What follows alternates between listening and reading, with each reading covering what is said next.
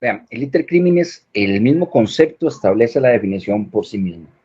Es el inter de la fase criminal, es el camino del delito, es el proceso a partir de la ideación, de la idea, la deliberación de esa idea, la construcción de una resolución que luego se convierte en acción y la realización de una serie de acciones encaminadas a poder cumplirlo hasta que llegamos a un momento de agotamiento en que hemos cumplido la conducta contraria al derecho, que se entiende como el iter criminis. El iter criminis tiene una serie de elementos o aspectos que deben ser conocidos por la persona que estudia el derecho penal precisamente para que comprenda la naturaleza de la parte punible y no punible del iter criminis.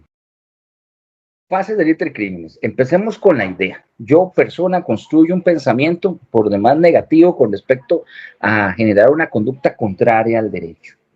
Tomo una serie de pensamientos o construcción de pensamientos pensando, tomando una determinación sobre si lo hago o no lo hago. ¿Y cómo lo voy a hacer? De ahí viene la resolución. Yo resuelvo efectuar, en este caso, una conducta contra el derecho. Esa es la parte interna, la parte no punible, lo que no pueden castigarme porque es mi pensamiento. A partir de ahí empiezan actos de ejecución. Los actos de ejecución son desde que yo empiezo a realizar materialmente acciones. La acción desde la perspectiva jurídica, algunas acciones no necesariamente tienen que entenderse encaminadas al delito, pero que son necesarias dentro del mismo camino de la realización de la conducta contraria a derecho para poder garantizar, en este caso, su resultado. En ese escenario de la realización, yo voy construyendo, conforme se va realizando la conducta, una serie de actos que tienen por objeto, en este caso, garantizar el proceso, o más bien la conducta contraria al derecho. Algunos de esos actos por sí mismos constituyen delitos independientes que son subsumidos dentro de la conducta principal porque son lo que se denominan delitos de pasaje, acciones que tienen que ocurrir para poder llegar en este caso a tener la determinación establecida por la norma como prohibida. Los actos de agotamiento finalmente son los actos que yo necesito para darle fin al proceso, poder tener un disfrute del mismo o no tenerlo en razón específicamente a las posibilidades reales que tengo con respecto a la conducta. Hay que ver, no existen las excepciones, pensar no es punible nunca. Y eso es fundamental que cualquiera lo comprenda. El tema fundamental tiene que ver con que el ser humano, en este caso, y la construcción del derecho, si ustedes recuerdan y ya van por el análisis formal de la teoría del delito, ya tuvieron que haberla traspasado para haber llegado al iter criminis. Entonces, ustedes tienen que entender que en ese escenario contextual que significa la acción en el escenario particular de dos conceptos fundamentales, la parte subjetiva de la acción que tiene que ver con la acción y la voluntariedad, que una vez desarrolladas como tal, empiezan a generar una consecuencia para el derecho. Es la acción del ser humano la que empieza a generar consecuencias. La no acción y el pensamiento tienen una imposibilidad material de ser punibles por esa característica. Son conductas generadas o más bien encaminadas y dirigidas a facilitar el delito. En general no se castigan, salvo delitos específicos.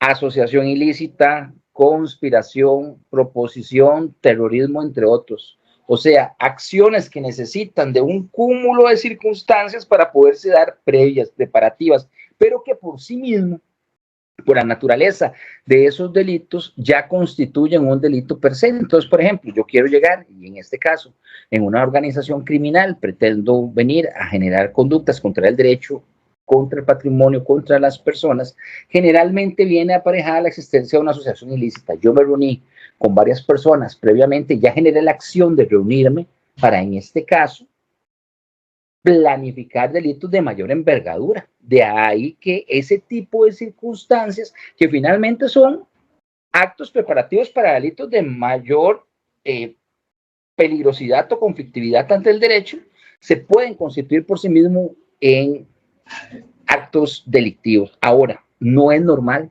que a las personas las juzguen por acciones concretas de asociación ilícita. Tiene que haber un delito aparejado y que finalmente puede llevar o no a la pena por ese delito, que conlleva de manera previa el análisis a nivel de las personas juzgadoras sobre si existía o no un contubernio, un acuerdo entre partes, un plan común de autor para llegar a lo otro. que sí podría constituir la consecuencia jurídica de lo que significa la asociación ilícita. Pero sola no es probable que ustedes encuentren personas perseguidas por un proceso de esa forma. Igual ocurre con las otras posibilidades que hemos venido a plantear, ¿verdad? La conspiración, la proposición, el terrorismo, entre otros, todos vienen aparejados de acciones posteriores que necesitan de manera voluntaria y obligatoria que yo llegue a un acuerdo con otros para poder conseguir esas consecuencias. La preparación facilita. Básicamente la preparación facilita. El de ejecución inicia directamente la realización del tipo penal.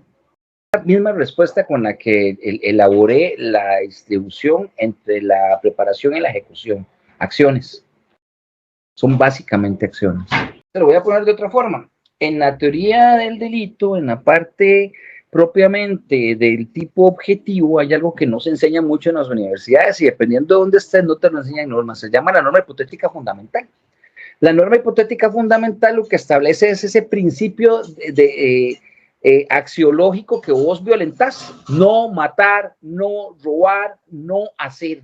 Ese es el verbo concreto que se pretende venir a descubrir dentro de la realización de la conducta. Existen limitaciones humanas que tienen que ver mucho con la formación de las personas a cargo de la realización de las imputaciones penales, fiscales y querellantes, donde tienen problemas en la elaboración propiamente de los núcleos duros de la pretensión penal, que es ahí donde la persona juzgadora tiene una limitación. Yo, en razón del cumplimiento de lo que plantea la norma en el escenario del Estado Social y Republicano de Derecho, me tengo que ver limitado específicamente a la pretensión del Estado en razón de la figura del Ministerio Público para establecer una responsabilidad penal. Pero esa responsabilidad penal, efectivamente, en el contexto particular del verbo, tiene que venir a responder. Y en ese escenario es fundamental, si esto va a ser un ejercicio que van a haber más personas, entiendan un elemento fundamental del aprendizaje en derecho penal. La teoría del delito no está hecha para calzar en las acciones. Las acciones tienen que valorarse al tenor del filtro de la teoría del delito. ¿Qué quiere decir esto? Que mal hace quien administra la pretensión del Estado de venir a decir esta conducta tengo que meterla a huevo en la construcción de la norma prohibitiva, en lugar de darle un análisis y una valoración objetiva que le permita tener una posición, obviamente, valga la redundancia, objetiva sobre la viabilidad o no del proceso en razón precisamente de la aplicación, no solamente del verbo, sino de los elementos subjetivos, los elementos objetivos, lo que tiene que ver propiamente con todos los aspectos de la tipicidad, la taxatividad y evidentemente el análisis propiamente de la aplicación del tipo penal. ¿Qué es tentativa?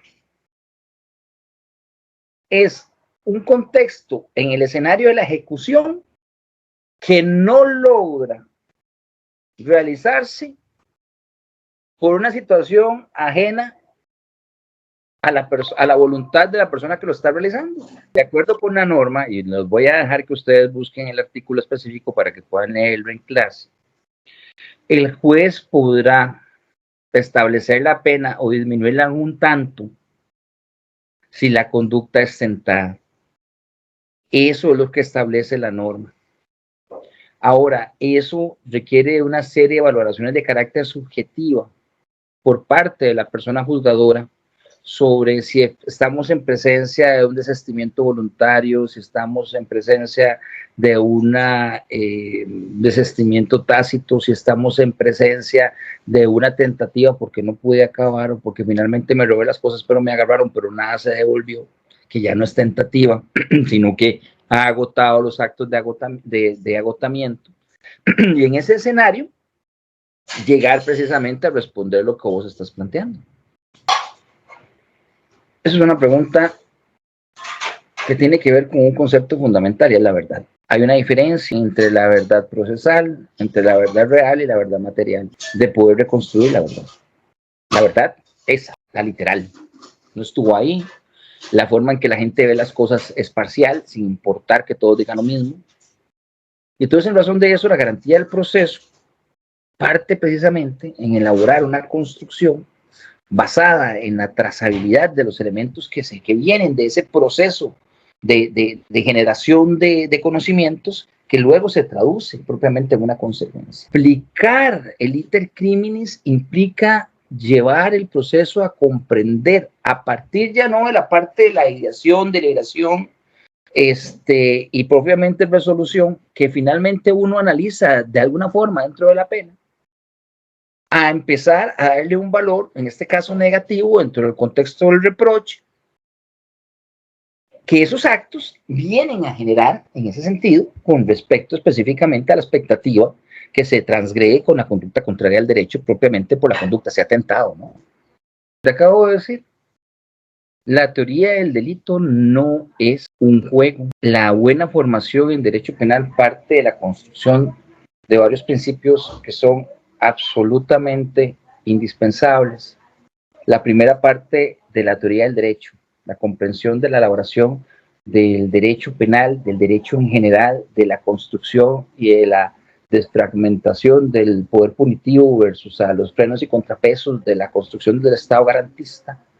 En segundo término, el análisis detallado y pormenorizado a partir de la lógica, del aprendizaje lógico de la teoría del delito como una herramienta correctiva y limitatoria del poder progresivo del Estado.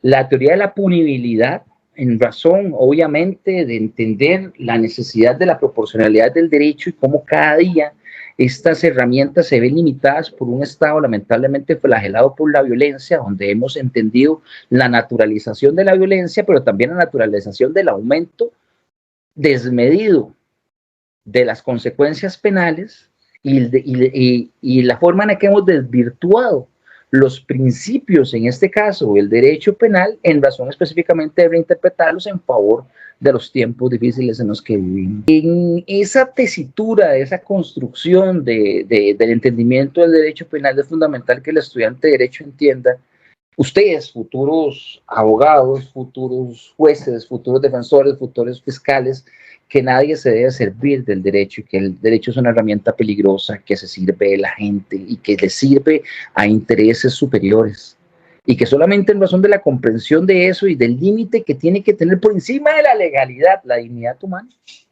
que una persona puede entenderse como debidamente formada para poder ser un adecuado servidor del derecho penal.